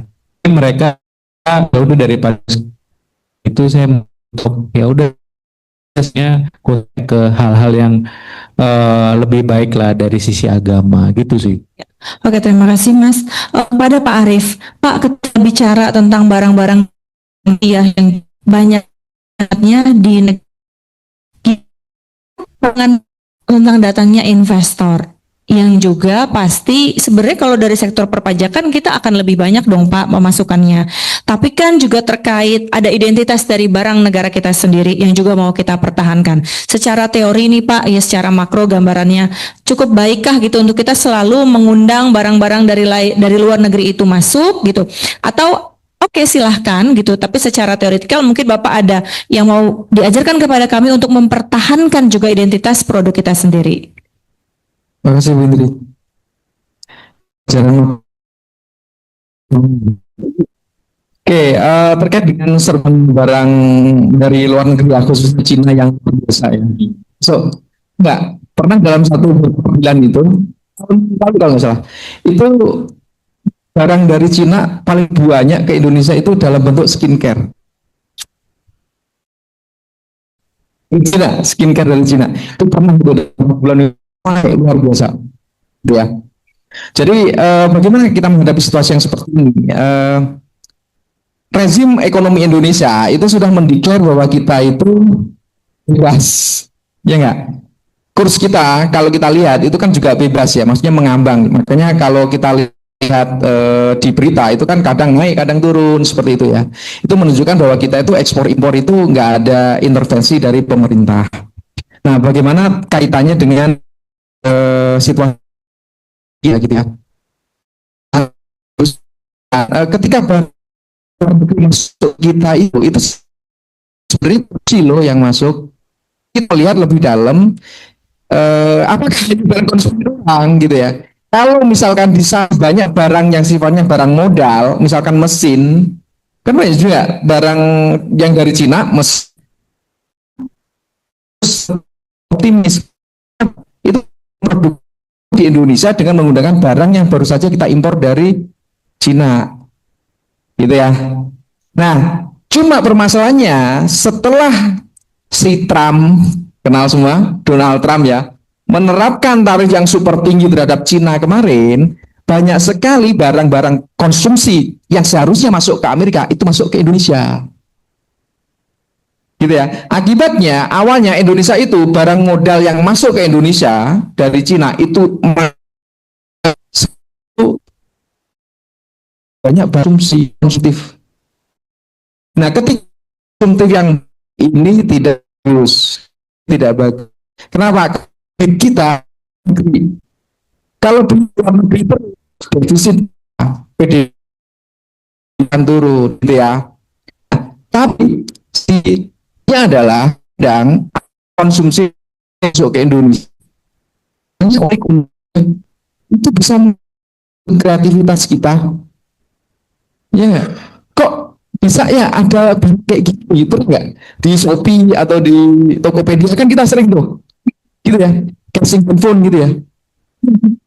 Akhirnya apa? Itu mengencourage UMKM kita untuk bikin. Aku juga bikin tapi dengan bahan baku dari lokal, gitu ya. Yang pernah saya lihat itu misalkan seperti casing itu, ada beberapa UMKM di Jawa Timur itu membuat itu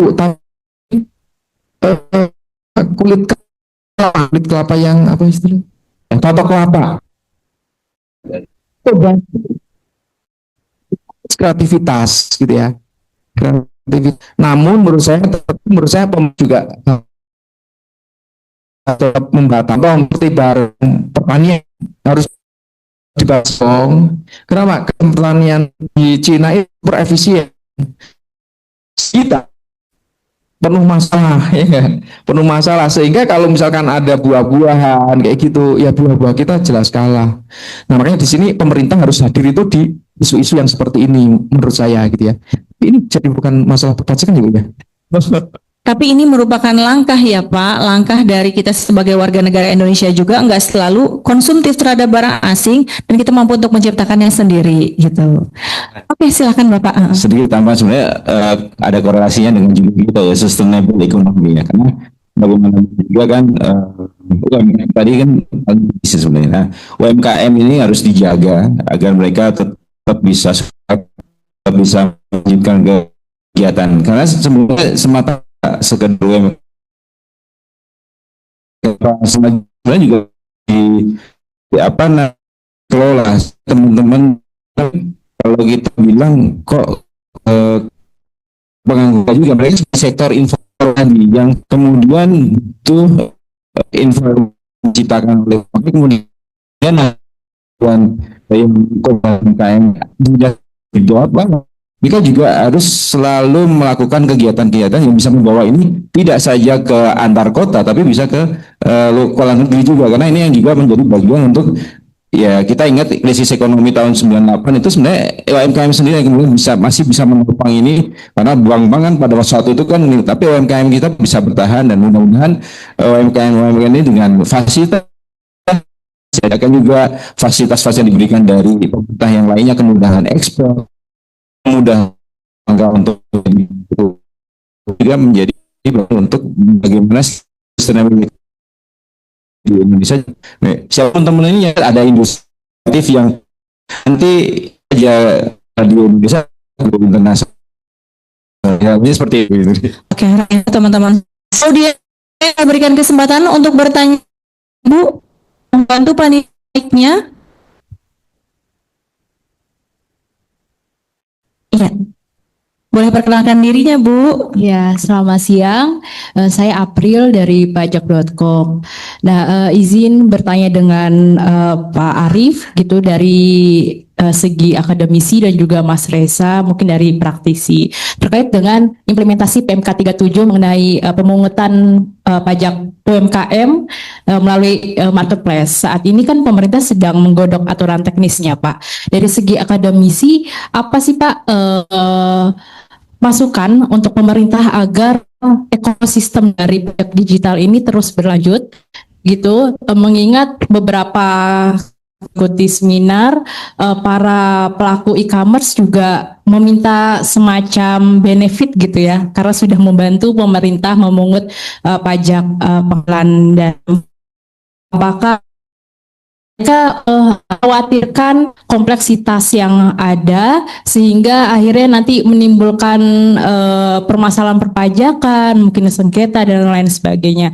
Apa sih Pak mungkin masukan dari akademisi bagaimana kebijakan ini tidak mendistorsi ekonomi digital? Kemudian mungkin dari Mas Reza, mungkin barangkali ada kliennya atau wajib pajak yang dari e-commerce, apa sih Mas potensi sengketa-sengketa sehingga si pengusaha ini juga aware gitu agar pemungutan pajak melalui UMKM ini tidak mengganggu ekosistem perpajakan digital gitu.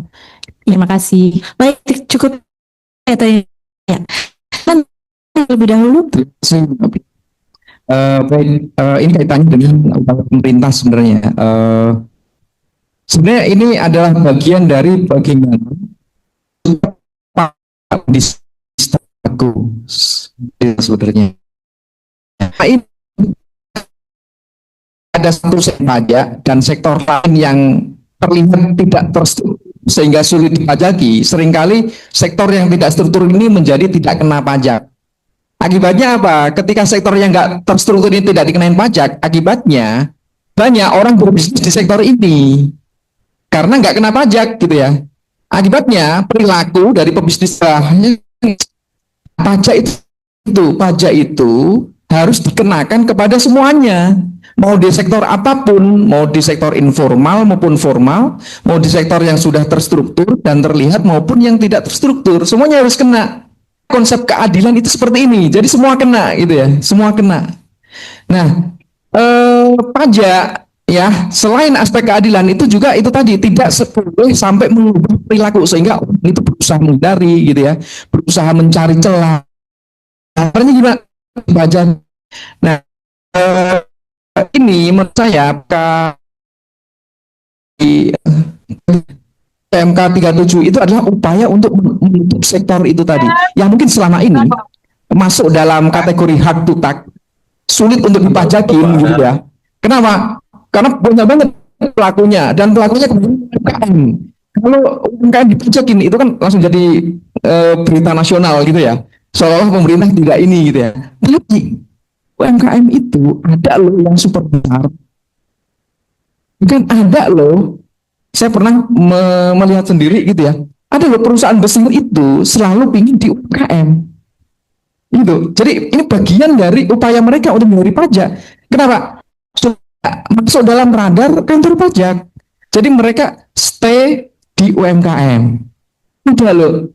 Dilakukan seperti itu. Nah, ketika ini ternyata diterima, sehingga dia mau menjadi perusahaan atau sehingga aspek keadilan di sini bisa tercapai. Kalau aspek keadilan tercapai, maka semuanya bisa menerima. Kalau semua bisa menerima, nah berarti itu situasinya menjadi jauh lebih baik, gitu ya. Untuk masyarakat itu jauh lebih tenang, untuk DJP dapat income yang jauh lebih banyak. Kalau untuk DJP sendiri, saya yakin ini adalah salah satu cara bagaimana supaya penerimaan pajak kita yang selama ini bergantung pada beberapa sektor tertentu saja, bahkan beberapa wajib pajak tertentu saja, ini bisa menjadi distribusi merata, gitu ya. Karena kalau kita melihat Ditjen Pajak ya, Bapak Ibu sekalian dan mahasiswa pasti tahu ya, ada kantor pajak wajib pajak besar, ya nggak? Ada KPP Madya, gitu ya. Ini kan menunjukkan sebenarnya pajak kita itu fokus ke yang gede-gede doang. Yang di tengah seringkali terlupa. Padahal yang di tengah itu kecil-kecil kalau dibangun super. Ya, apalagi kalau kita melihat secara demografi kita, kalau nggak salah sampai 60% kita, industri kita itu adalah UMKM. Kita hanya kalah sama Taiwan. Taiwan tuh lebih besar lagi UMKM-nya. Gitu ya. UMKM kita tuh super besar. Dan ini selama ini tidak pernah tersentuh oleh pajak. Kenapa? Yaitu tadi, begitu Ditjen Pajak mau memajaki pasti langsung ramai. Padahal di sana banyak loh yang super kaya itu gara-gara UMKM seperti itu. Itu ya, kemudian bisa menjawab. Cukup Mbak April. Selanjutnya Mas Reza.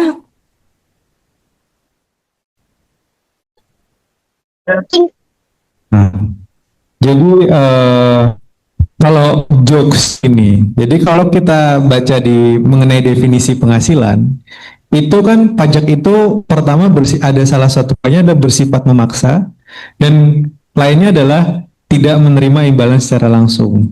Jadi pasti ketika kita bayar pajak itu kita tidak menerima langsung atas apa yang kita bayarkan. Nah, tentunya teman-teman yang ada di asosiasi e-commerce itu pasti juga mengeluhkan hal tersebut. Tapi masalah itu bukan hanya di pengusaha e-commerce saja, tapi itu terjadi di semuanya gitu ya. Jadi kita pengen merasakan dampak dari makanya tadi minta juga gitu ya, karena secara definisi itu pajak tentu tidak bisa benefit secara langsung. Tapi dari teman-teman asosiasi e-commerce juga pasti memberikan masukan untuk pedagang-pedagang e-commerce lebih mudah. Nah, kalau muncul mengenai potensi sengketa, itu ya pasti sudah cukup banyak gitu ya. Jadi tadi Mas Arief sempat bilang bahwa pedagang-pedagang e-commerce itu cukup banyak gitu ya. Nah, saya sih sebenarnya melihat ini belum lama lah saya buat mesin gitu ya. Jadi ada konsultasi ke saya tuh, jadi mereka di kampus sudah cukup lama ya. Nah, mereka di kampus itu satu akun ya, satu akun. Nah, saya cuma tanya gini, omsetnya berapa ya. Nah, omsetnya lebih dari 1,8 M gitu. Nah, terus selama ini lapornya kayak gimana? Lapornya ya saya karena berhubung kemarin masih bisa, jadi saya melaporkannya menggunakan UMKM aja. Ya. Nah, tapi dengan adanya si PMK ini kan tentu nggak bisa karena semua sudah terlihat gitu ya. Nah, jadi sebenarnya kesalahan dari sisi UMKM ketika mereka mau dari kampus itu sebenarnya masalahnya bukan mereka tapi adalah dari sisi PPN-nya ya, karena ketika mereka sudah di atas 8 sebelah usaha ya, karena dari sisi nggak tahu nih dari sisi budget juga ya gitu ya, maksudnya secara detail bahwa sebenarnya 11% itu adalah utang oleh itu yang banyak customer nggak ngerti gitu ya, sehingga ketika mereka tembus di atas 4,8 dan harus menjadi PKP membayarkan 11% itu di sisi perusahaan. Padahal kalau kita lihat lagi di sisi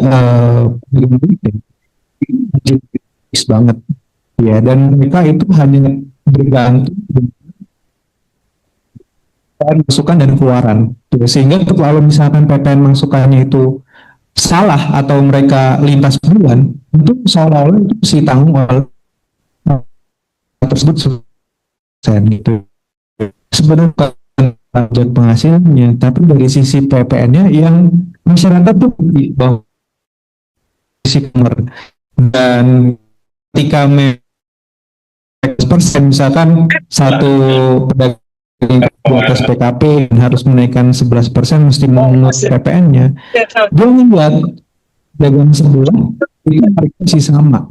Ya, sehingga kan ada selisih sebesar 11% tuh antara pedagang sebelah dan saya gitu, sehingga saya tidak mampu untuk berkompetisi dengan kalau dari sisi karena saya sebenarnya PPN itu kan jadi masuk ke keluaran. Kemudian ketika kita ngomong dengan industri-industri yang kecil itu nggak ngerti gitu loh, bahwa ketika memang mereka menjadi PKP sebenarnya mereka juga harus beli barang dari PKP juga. Nah, tapi balik lagi tuh, kadang juga banyak distributor satu yang PKP, satu yang enggak gitu ya. Mungkin mereka belum kelacak karena mereka pakai PKP yang enggak gitu. Jadi banyak hal lah terjadi, cerita-cerita di lapangan. Mungkin sih juga bisa seperti itu sih. Itu dengan adanya keterbukaan data sekarang, ya jadi kelihatan bahwa kamu sudah memenuhi PPN.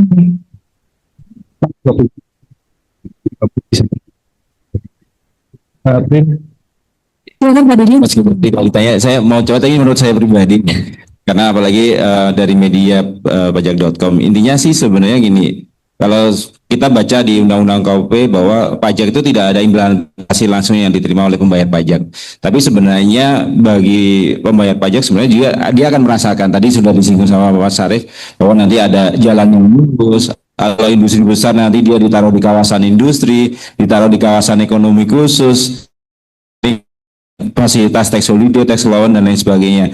Nah, pajak kan tidak berdiri sendiri ya. Pajaknya sebagai konsekuensi dari saat adanya transaksi yang kemudian transaksi ini ada aspek perpajakan akan muncul pajak. Maka kemudian seharusnya mungkin pertanyaan akan lebih pas jika nanti kemudian bisa digeser nih.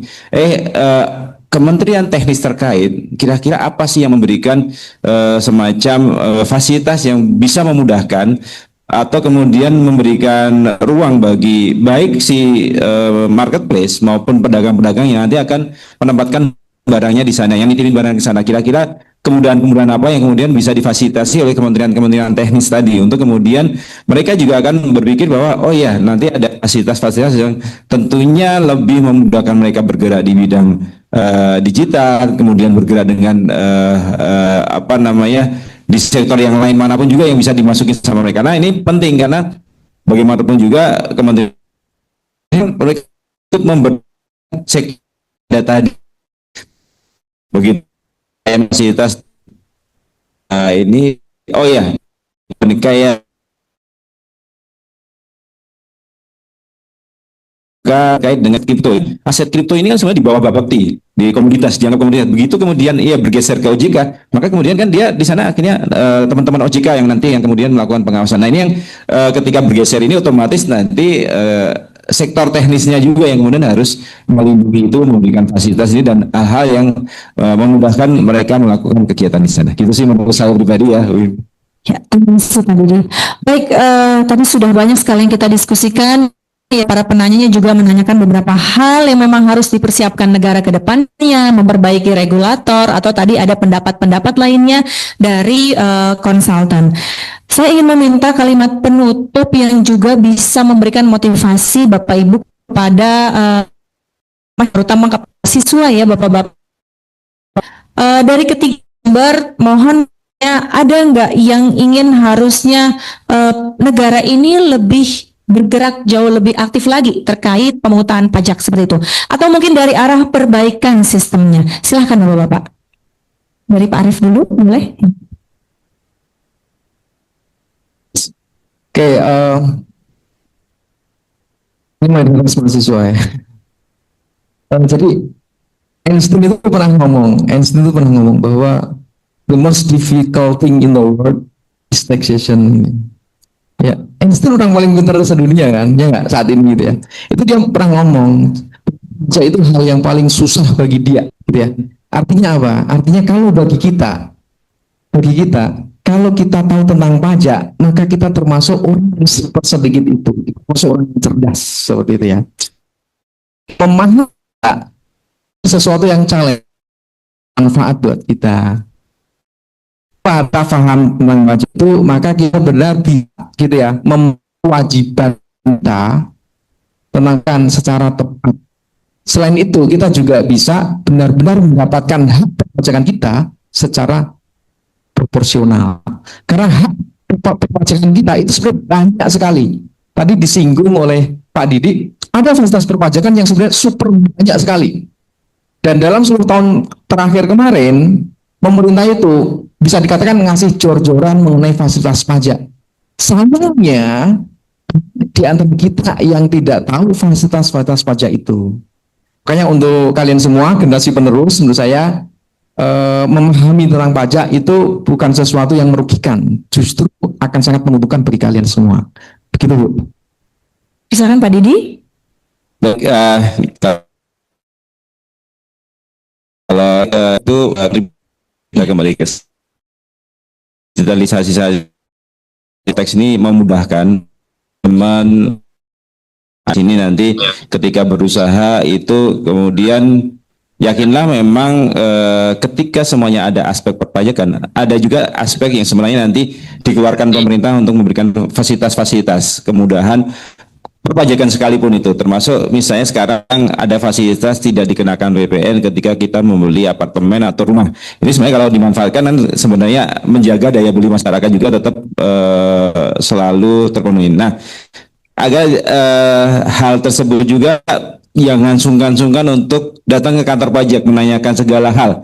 Kalau dapat katakanlah nanti suatu saat surat cinta dari KPP, itu jangan diabaikan, tapi kemudian ditanyakan, ini sebenarnya terkait apa? Karena semua butuh klarifikasi. Jangan sampai ketika kita dikasih surat, dikumin. Nah, ini ya beratnya ada konsekuensi yang harus ditanggung dengan ada konteks lewat sekalipun untuk menanyakan segala hal itu juga ada di sana. Bahkan undangan kalau kita mengadakan edukasi juga sudah tergenerate dari konteks juga. Nah, sekali lagi tadi sudah disinggung kewajibannya pajak pasti kewajiban, tapi ada hak-hak yang diperpajakan juga, ada hak-hak lain yang sebenarnya nanti menjadi bagian dari masyarakat nikmatin juga. Nah, untuk itu karena banyak hal terkait dengan hukum-hukum yang peraturan-peraturan yang memudahkan segala hal untuk kemudian melakukan aktivitas, memudahkan atau OSS lah salah satunya ketika mau berbisnis, kalau bisa ya lewat OSS sudah tercatat di sana, dapat nomor induk berusaha, itu memudahkan semuanya juga ketika kemudian melakukan kemudian dengan sekali lagi pajak ada dan juga bisa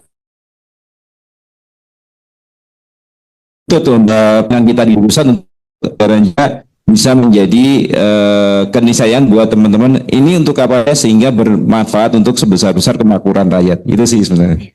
Selanjutnya terakhir dari Mas Reza.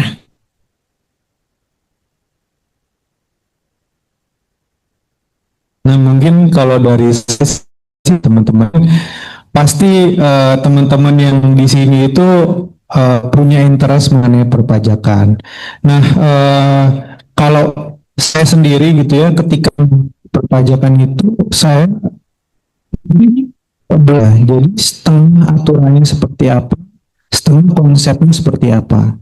Karena ketika kita mengerjakan konsep, sehingga kita bisa dilakukan pada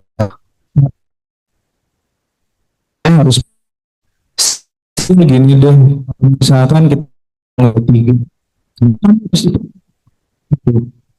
tapi ketika misalkan kita konsepnya dari mana assurance, ketika misalkan kita punya penghasilan kita harus dipotong tuh, karena memang ada intensi masyarakat ketika dia dibayarkan pajaknya nanti setelah jauh-jauh hari dari terima penghasilan, dia nggak mau bayar pajak gitu ya. Sehingga ketika kita memiliki konsepnya, teorinya seperti apa dan implementasinya seperti apa, kita bisa menjelaskan kepada masyarakat itu dengan jelas. Biasanya sih dengan begitu masyarakat lebih bisa untuk membayarkan pajaknya gitu. Jadi saya cukup yakin di sini nanti juga pas juga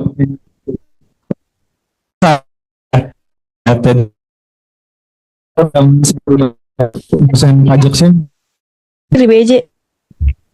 saya lebih pajak persen dibanding cuma 15%. Karena persen berarti kayak gitu ya. Situ jangan, saya pun cukup yakin ketika pajak itu juga bisa membantu teman-teman yang di daerah-daerah gitu ya, yang di daerah-daerah terpencil untuk melakukan pembangunan gitu. Jadi jangan dilihat misalkan anggota DPR dan sebagainya, kita nggak usah lihat tuh. Itu ya itu jadi urusan pribadi masing-masing. Tapi kita cukup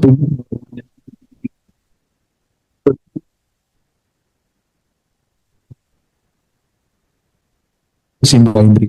Baik, terima kasih Mas Reza, Pak Didi dan juga langsung sampai secara ini terkait transfer yang memang tadi kepada Indonesia Tax.